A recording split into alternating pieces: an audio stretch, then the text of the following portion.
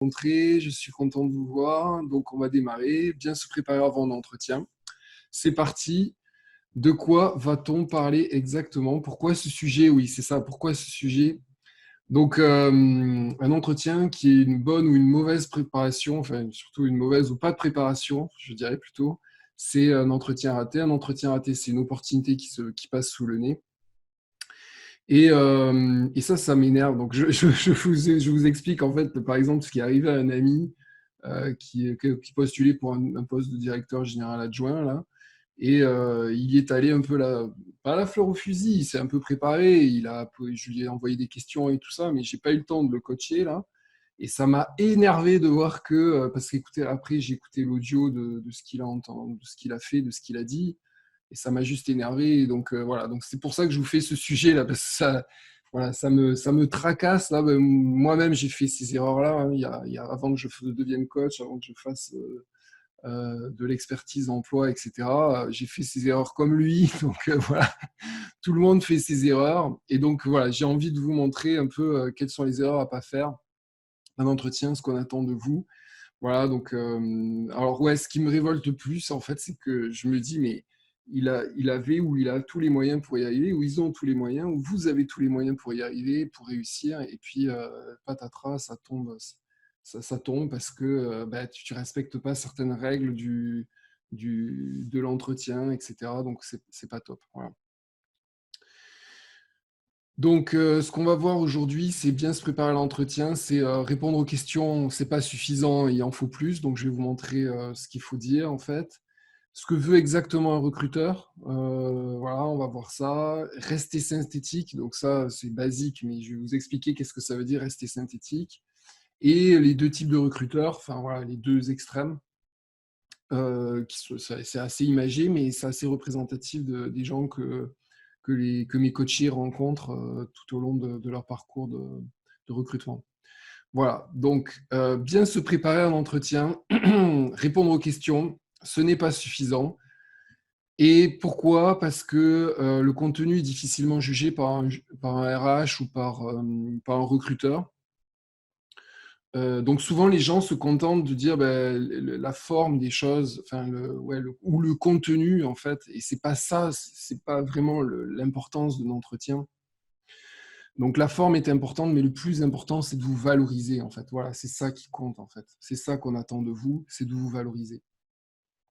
Donc, il faut répondre à la question plus vous valorisez. Donc, c'est un oubli très, très fréquent, mais que je vois mais tout le temps, tout le temps, tout le temps chez les gens que je coach, en fait. Puis après, à la fin, bien sûr, ils y arrivent, mais au début, c'est ça. C'est, bon, des fois, ils s'en sortent aux premières questions parce ils ont l'entraînement, mais des fois, c'est jamais. Donc, par exemple, je vous donne un exemple. Voilà, pourquoi avez-vous choisi notre entreprise? Pourquoi êtes-vous intéressé par notre entreprise? Pourquoi êtes-vous candidat? Voilà, tout ce panel de questions qui correspond en fait à votre motivation en fait.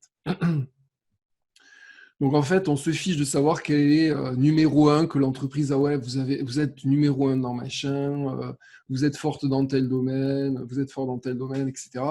C'est c'est intéressant, mais c'est vraiment, vraiment, vraiment pas du tout suffisant. C'est intéressant, mais tout le monde dit la même chose, donc c'est pas ça vraiment la motivation. Ce qu'on va entendre, c'est que vous solutionnez un problème similaire au poste, en fait. C'est ça qu'on va entendre. Je l'ai mis en rouge parce que c'est super, super important, donc je vous le répète. On veut entendre que vous savez solutionner un problème similaire au poste. Et ça, mais tout le temps, tout le temps, tout le temps. C'est ça, se valoriser, en fait. C'est pas dire qu'on est le meilleur, c'est pas dire qu'on est le plus fort, c'est pas dire qu'on est plus fort que Trump ou je ne sais qui.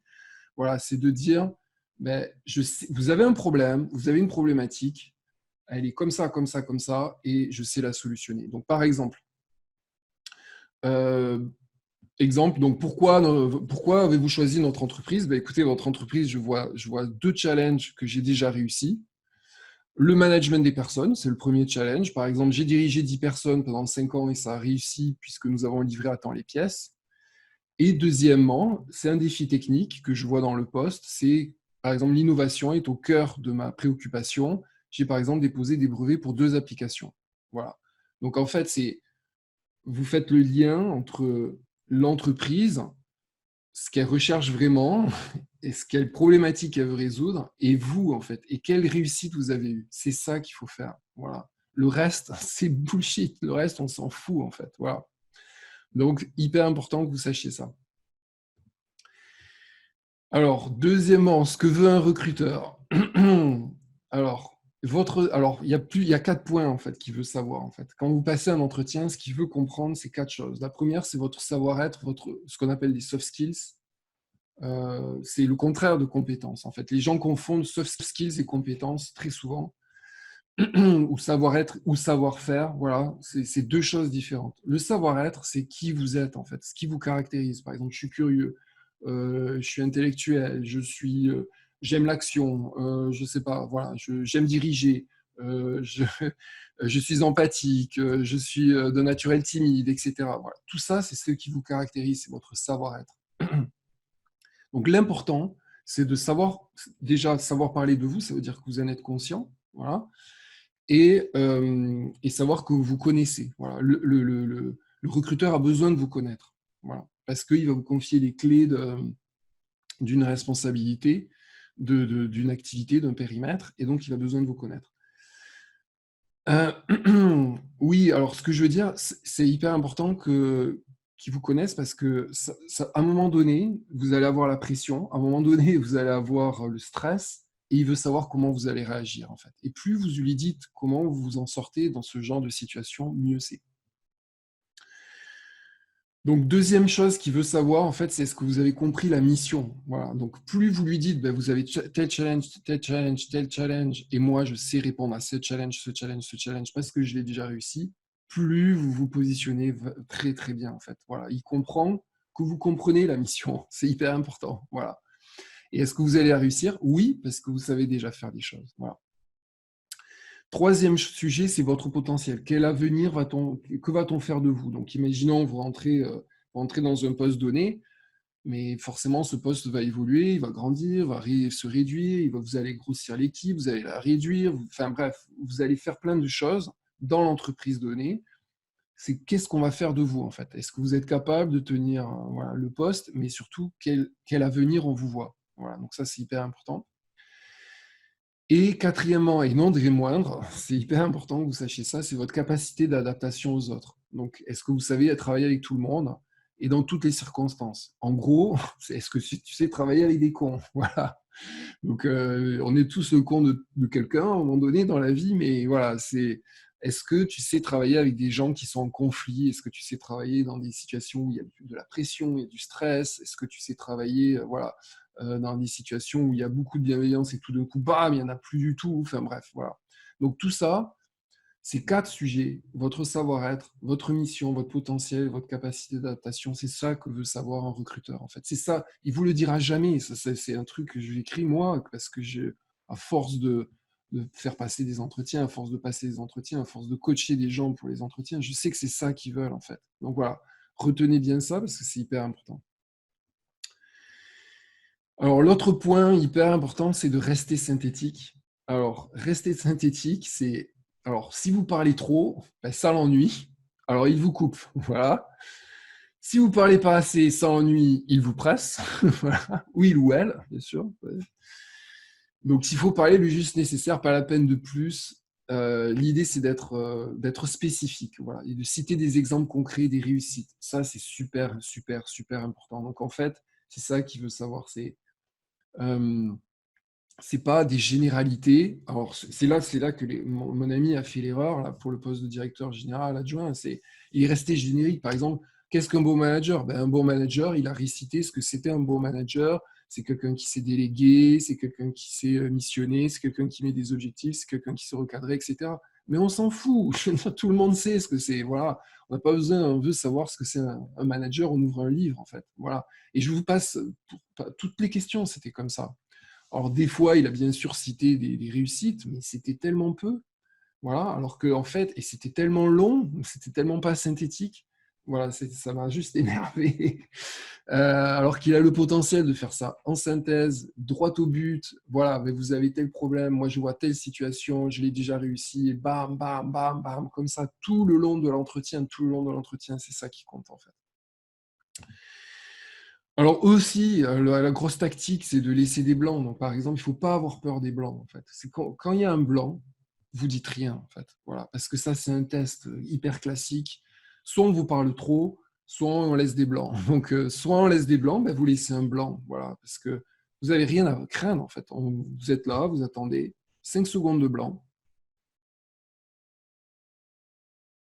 Et voilà, il ne s'est rien passé.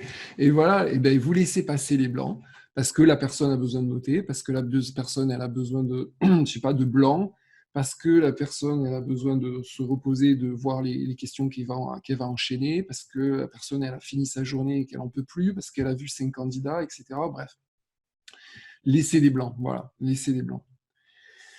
Et aussi, dans le sens contraire, c'est d'oser prendre la parole si il ou elle vous parle trop. Voilà, donc c'est d'oser prendre la parole. Ça montre votre leadership, surtout sur des postes à responsabilité. À un moment donné, vous allez voir dans les types de recruteurs, à un moment donné, il faut parler, à un moment donné, il faut couper la parole, parce que si la personne parle trop, il faut rentrer dedans. Voilà. Il faut montrer que vous êtes capable de recentrer les débats. Vous n'êtes pas là pour savoir s'il fait beau, s'il fait pas beau, si dans l'entreprise c'est sympa, etc. Vous êtes là pour une mission. Voilà. Donc, à un moment donné, il faut savoir rentrer dedans. Voilà. Donc, pourquoi? Parce qu'il y a deux types de recruteurs, en fait. Voilà, il y a deux types de recruteurs. Alors, ce sont des cas extrêmes, bien sûr, mais c'est suffisamment imagé. Donc, il y a celui et celle qui parle, qui laisse parler, voilà, qui vous laisse parler, qui laisse des blancs, qui ne vous dira surtout rien. Donc, ça, c'est typique l'exemple de mon ami là, qui a passé un entretien la semaine dernière. Là, elle le laissait parler. Alors là, pendant 10 minutes, elle laissait parler mon ami. Et c'est infernal parce que pendant 10 minutes, lui, il avait peur des blancs. Alors, il a parlé, il a parlé, il a parlé, mais à la fin, il noie l'information. Voilà. Et dans le sens contraire, dans le sens complètement opposé, il y a celui et celle qui est très très remonté contre vous et sera limite dans le harcèlement. Donc ça, c'est vraiment des gens enfin, voilà, qui vous rentrent dedans tout le temps, tout le temps, tout le temps. Donc ça, c'est voilà, donc il y a 50-50% des cas là. Donc on peut tomber sur des gens qui paraissent comme ça très sympas, qui laissent parler, qui sont un peu dans rondeur, puis des gens qui sont vachement rentreux dedans et puis qui te laissent pas parler 2 secondes, quoi. Donc dans les deux cas, c'est du théâtre en fait. Voilà, c'est ça qu'il faut vous dire un truc. C'est pas les gens que vous avez en face qui font que c'est l'entreprise. Les gens que vous avez en face sont des gens qui ont peur. Donc soit ils ont peur, ils vous laissent parler, ils essayent de voir dans quel type de piège vous tombez. Si vous, par exemple, vous laissez pas des blancs, vous avez besoin de parler, je sais pas, vous allez plus loin que l'essentiel. Ou le contraire, c'est des gens qui ont très peur parce que ils vous laissent les clés du camion, les clés du magasin, comme on dit, et donc ils vont vous rentrer dedans, vous rentrer dedans, vous rentrer dedans. Voilà. Donc dans les deux cas, c'est du théâtre. Voilà. Donc c'est pour voir comment vous réagissez. C'est vrai que c'est énervant sur le coup, on a envie de réagir, soit en parlant, soit voilà, en rentrant dedans dans la personne, etc.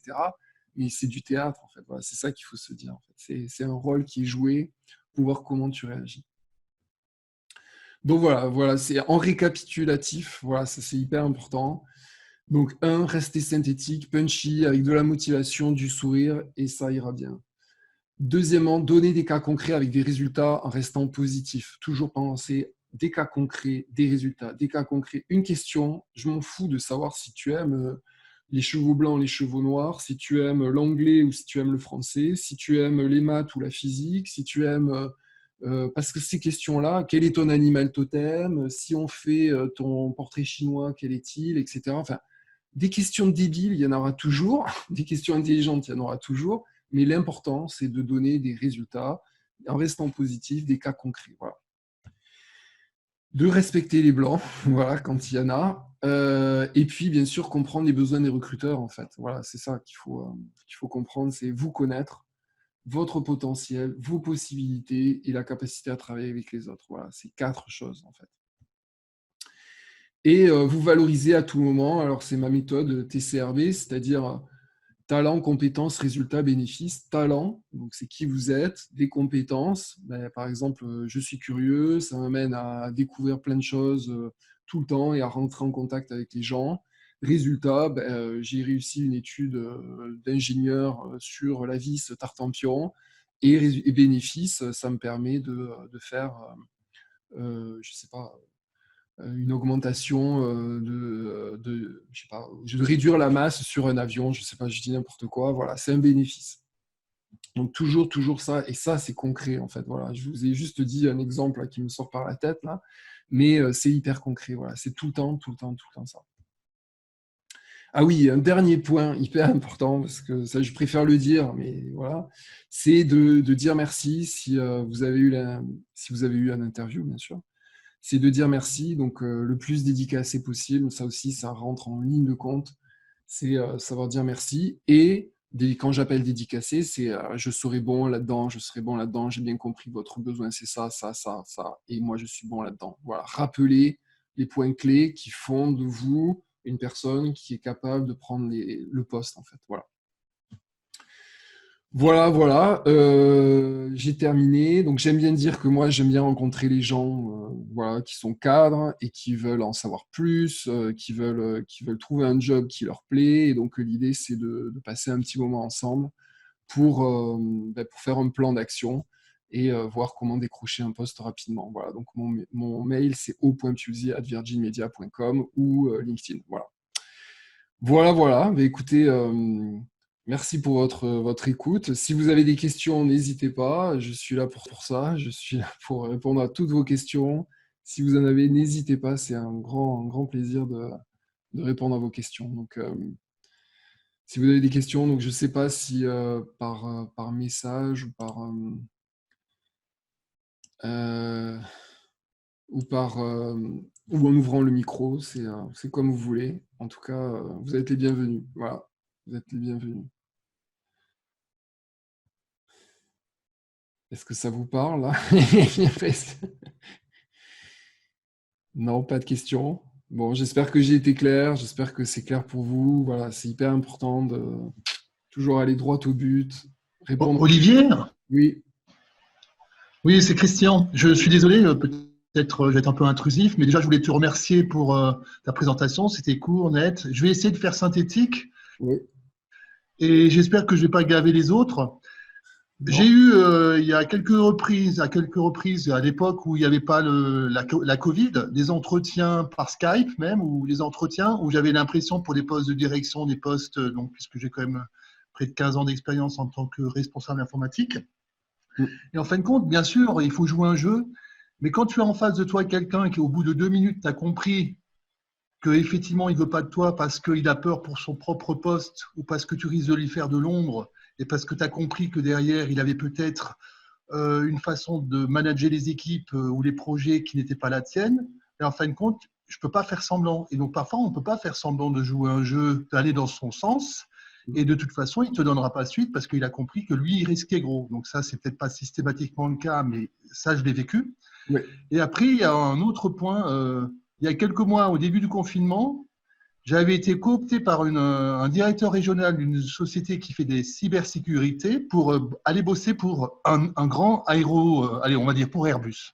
oui, J'ai dû préparer pendant une journée une présentation PowerPoint, 3 fichiers PowerPoint différents, un pour le High Level Management de Airbus, un autre pour le niveau intermédiaire et un autre pour les techniciens ou les chefs de projet pour revoir des problèmes de ligne sur des logiciels. Donc j'ai passé 4 heures à exploiter les fichiers Excel avec des centaines de données, tatata, pour préparer mes PowerPoint.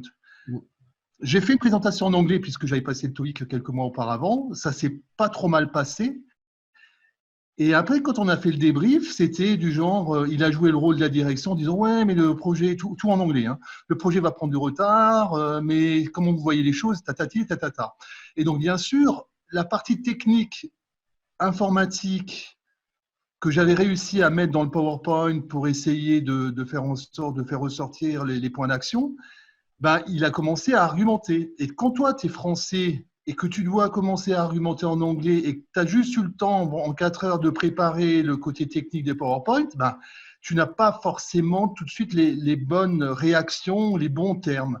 Et ce qui s'est passé, c'est qu'ils m'ont dit, bon, c'était quand même pas mal. Et alors, on a fait un débrief en français. Ils m'ont dit, c'est pas mal. Et alors, j'ai essayé de faire synthétique.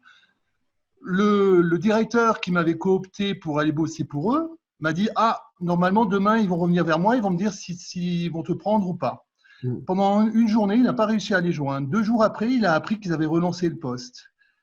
Et après, il a appris que c'est parce qu'effectivement, mon niveau en anglais, technique, c'était bon, argumentation, bof, mais après, quand il y a eu le débrief, c'était pas bon. Et alors, il me dit, mais tu devrais revenir vers eux pour leur dire, tu es intéressé par le poste, tu veux absolument bosser pour eux.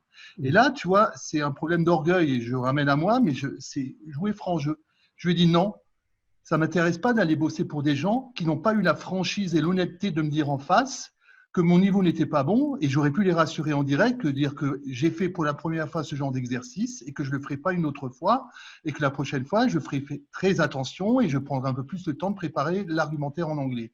Alors, est-ce qu'il faut à un moment donné ranger sa fierté, son orgueil et dire oui, effectivement, je vais les relancer, je vais leur dire que je vais bosser avec eux, mais ils ont été assez focus pour ne pas me dire ce qui allait ou ce qui n'allait pas. Je suis désolé, j'ai voulu vraiment, c'est du concret que j'ai vécu au mois de mars, c'est ma façon d'être, je suis quelqu'un de franc, je suis quelqu'un d'entier et je ne peux pas faire semblant.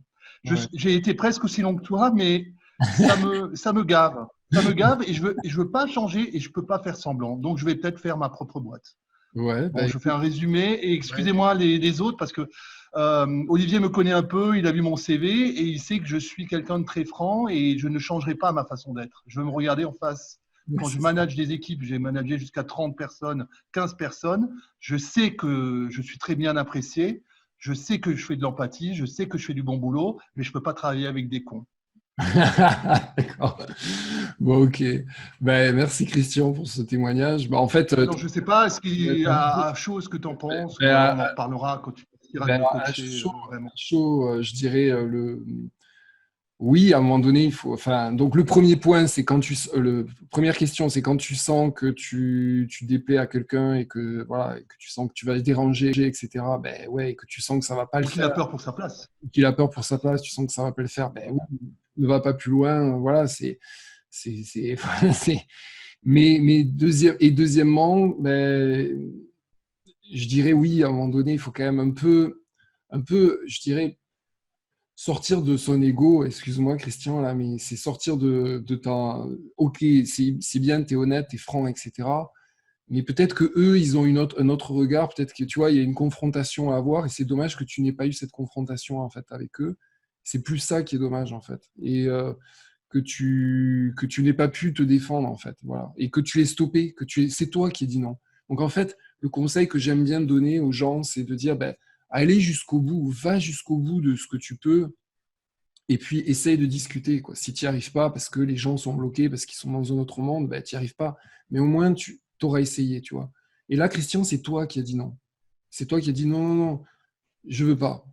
Et là, c'est dommage. Voilà, parce que, mine de rien, peut-être qu'eux, ils sont, je sais pas, le niveau d'anglais chez Airbus. Hésiter, peut-être, oui. Il n'est pas si exceptionnel. J'ai bossé chez Airbus, donc t'inquiète pas, le niveau d'anglais, je le connais.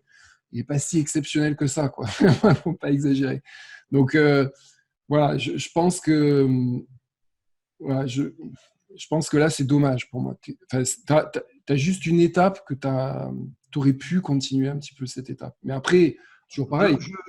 Excuse-moi, Olivier, je tempère un tout petit peu. Ce n'était pas directement Airbus, c'était une société de service qui travaille pour Airbus. Hein. Ce n'était pas directement des gens d'Airbus, là, les gens avec qui j'ai eu l'entretien. Mais c'est vrai que je me dis, pour travailler au quotidien avec ton N+1 ou avec des équipes, c'est important d'avoir une franchise, une honnêteté. Oui, bien sûr. Vraiment avoir des très bons résultats, de savoir que tu es en confiance. Et de ne pas avoir la franchise de l'honnêteté, c'est effectivement, bon, on n'est pas dans un monde de bisounours, je sais devenir diplomate, mais je trouve que ce n'est pas normal. Voilà, après, c'est vrai que on peut mettre de l'eau dans son vin, on sait que les places sont chères, mais d'un autre côté, ok, j'ai compris le message et je sais que j'aurais peut-être dû ranger mon orgueil. Bon, ouais, comme quoi, on apprend de ses erreurs. Ouais, mais c'est ça. Mais en fait, si tu veux, Christian, tu es en phase d'entretien, en fait. C'est pas toi qui as le pouvoir, là. C'est pas toi. Tu as le pouvoir de te montrer correct, tu as le pouvoir de te montrer comme tu es, tu as le pouvoir de te valoriser, mais tu n'as pas le pouvoir de dire oui ou non. Voilà. Quand tu es dans la boîte, c'est à ce moment-là que tu peux changer les mentalités, en fait. C'est ça qui est dingue, mais c'est comme ça, tu vois. Enfin, moi, ça me fait penser à Bah, excusez-moi, mais ça me fait penser à Gorbatchev, quoi. Gorbatchev, c'est quand il est dans le système qui change le système. C'est pas en étant hors du système qui change le système. Et c'est pareil, si tu veux changer le système, à un moment donné, Christian, c'est dans le système qu'il faut aller. C'est pas autrement, tu vois. Et ça, c'est dommage. Mm. Franchement, ça, c'est dommage. Bon, après tu as peut-être affaire à des gens qui sont X, Y, Z, etc., et qui te voulaient pas, ou qui, pour X raisons, je sais pas, ils voulaient te parler, j'en sais rien. Je connais pas exactement le cas, mais voilà. Ça, c'est juste dommage que tu n'aies pas été jusqu'au bout de la démarche, en fait. Voilà. Mais c'est tout. Après, c'est comme ça, on apprend. Ouais. Est-ce qu'il y a d'autres questions ou une autre question ou Ça ne fait pas réagir les autres? Ben, écoute, apparemment Ils ont non. eu peur, ils sont partis. Ouais, c'est ça, exactement.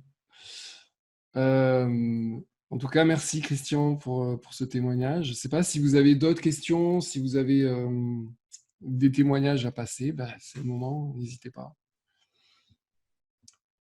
Ok, bah écoutez, on va fermer. 3, 2, 1. Ok, bah merci à tous. Merci pour ce moment que j'aime bien partager là avec vous. Donc merci pour tout et puis à très bientôt. Et puis n'hésitez pas à poser d'autres questions si vous en avez pour plus tard. C'est toujours un grand plaisir de pouvoir communiquer. À très bientôt. Ciao, ciao, ciao, ciao.